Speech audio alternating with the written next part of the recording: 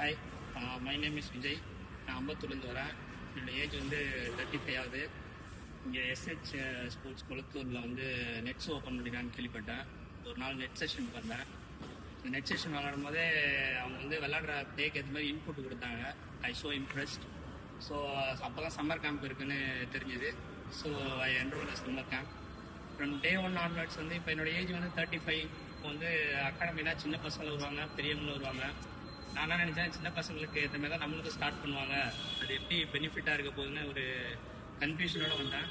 ஆனால் வந்து 2-3 ட்ரில்லு நான் எப்படி ப்ளே பண்ணுறேன்னு பார்த்துட்டு என்னுடைய ஏஜுக்கு என்னுடைய கேமுக்கு வந்து எப்படி ட்ரில்ஸ் கொடுக்க முடியும்னு அதை வந்து இண்டிவிஜுவலாக ஒர்க் பண்ணாங்க.